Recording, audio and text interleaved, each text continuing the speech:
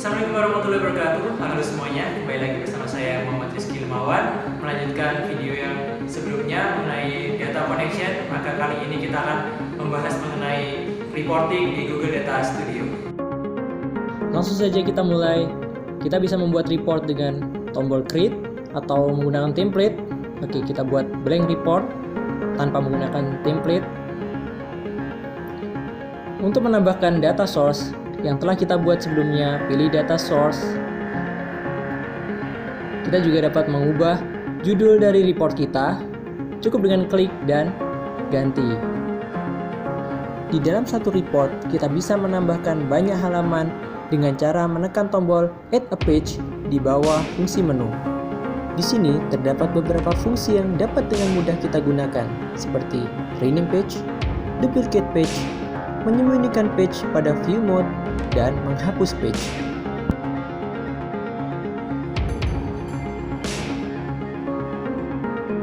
Selanjutnya adalah theme and layout. Data Studio menyediakan banyak theme yang dapat kita gunakan dalam mendesain report kita. Namun pada video kali ini kita akan membuat sendiri theme kita dengan memilih customize.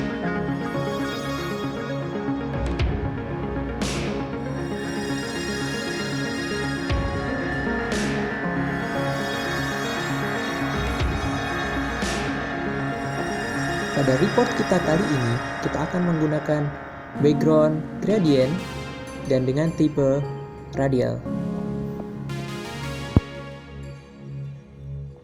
Lalu pada layout, banyak sekali pengaturan yang dapat kita gunakan. Beberapa di antaranya adalah pengaturan navigation pane, ukuran kanvas, dan margin. Shape digunakan untuk menambah desain pada laporan kita. Misalnya pada video ini, kita membuat spanduk di bagian atas halaman dengan rectangle. Dan circle itu bisa digunakan untuk menyerot informasi penting pada report kita. Untuk memperindah banner, kita bisa memasukkan gambar ke dalam report. Sesuaikan ukuran gambar, lalu atur style pada gambar.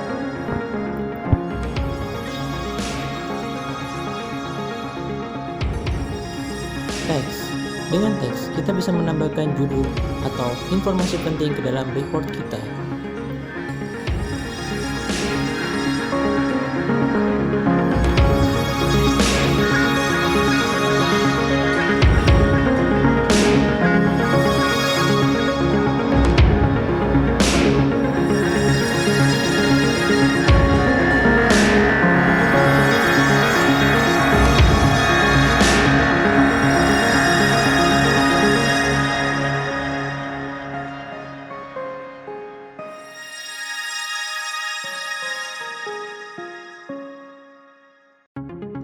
Untuk merapikan beberapa komponen pada report, cukup klik kanan pada beberapa report tersebut, kemudian align sesuai dengan keinginan Anda.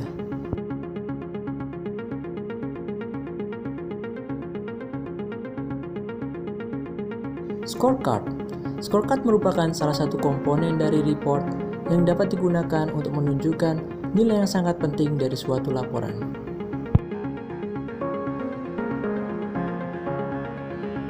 Untuk scorecard kita kali ini, kita akan mengganti nilai metrik menjadi kuantiti penjualan dalam dimensi date atau tanggal. Lalu, apa itu metrik? Metrik mengukur nilai yang terdapat dalam dimensi. Metrik akan mengkalkulasikan nilai tersebut, misalnya dalam bentuk sum, count, average, atau rasio.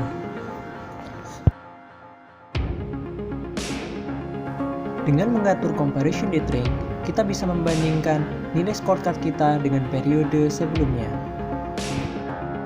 Kemudian mengatur warna apabila nilai scorecard lebih tinggi atau lebih rendah dari periode sebelumnya.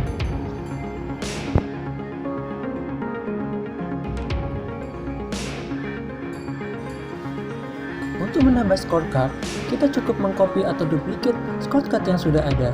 Ini akan mempercepat pekerjaan kita karena kita tidak perlu lagi merubah style. Kita cukup merubah data yang ada di scorecard.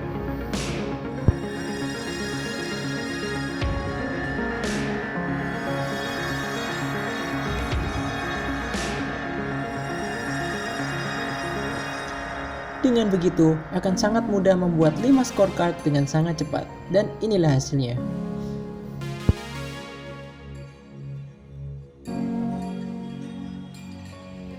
Time series chart. Kita bisa menggunakan time series chart untuk menunjukkan grafik mengenai bagaimana data berubah setiap waktunya.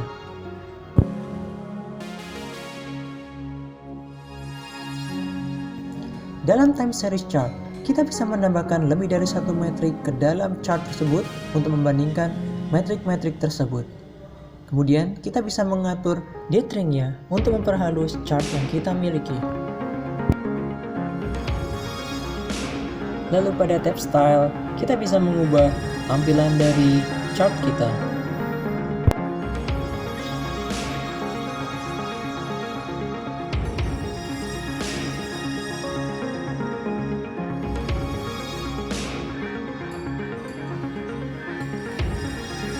Kita juga bisa merubah desain dari beberapa komponen dengan cara menyeleksi beberapa komponen tersebut, kemudian ubah stylenya.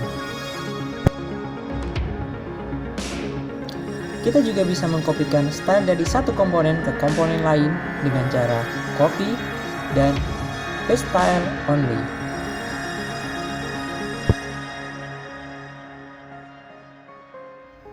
Controls. Dengan menambahkan kontrol ke laporan kita, viewer yang telah kita beri otorisasi juga dapat mengatur visualisasi dari report kita untuk kebutuhan mereka sendiri.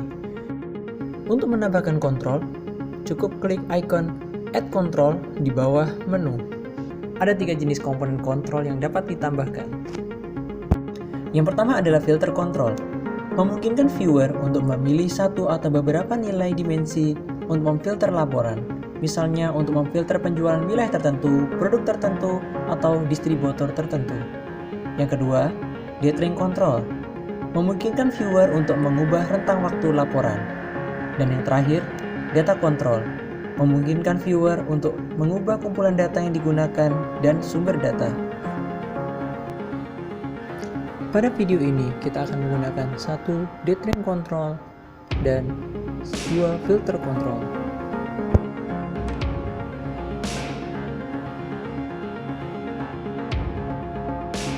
Inilah detail control dan filter control pada tampilan view.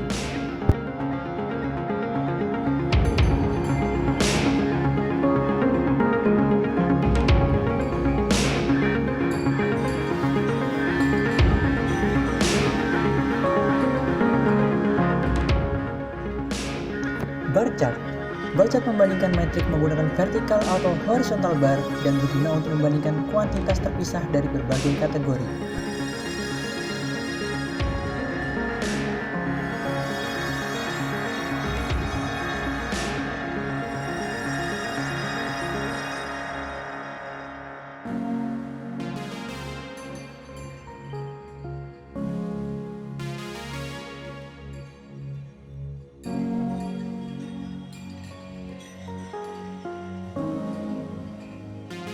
Geomap. Geomap memvisualisasikan suatu ukuran yang bervariasi pada area geografis.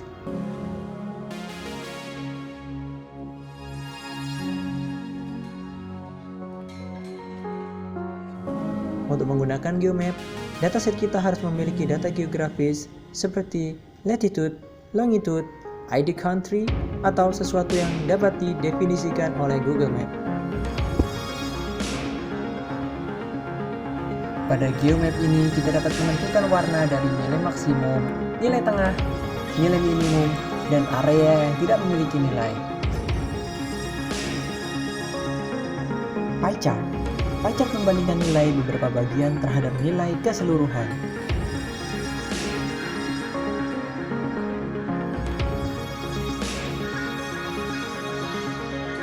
Pie chart sangat berguna jika digunakan untuk membandingkan 2 atau 3 nilai saja.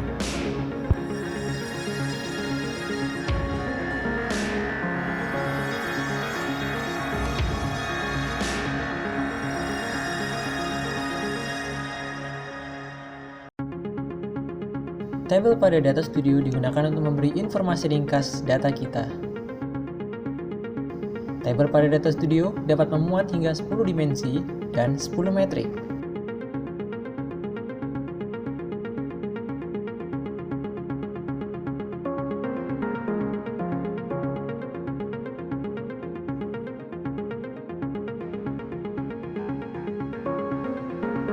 Dan yang terakhir, kita bisa menambahkan teks atau gambar untuk menambahkan informasi terhadap report kita.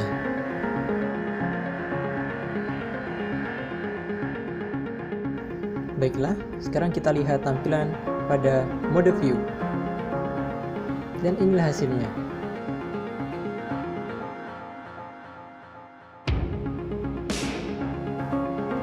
Kita bisa menambahkan suatu komponen report ke halaman-halaman yang lain dalam satu report dengan cara klik kanan pada komponen tersebut, make report level. Maka komponen tersebut akan muncul di halaman-halaman lain dalam report tersebut. Baiklah, itu tadi adalah video mengenai reporting di Data Studio. Kalian juga bisa mengikuti training Data Studio secara gratis di sini atau lihat description bawah ini untuk mendalam ilmu kalian mengenai Data Studio dan mendapatkan sertifikat dari Google Data Studio. Terima kasih telah menonton. Assalamualaikum warahmatullahi wabarakatuh.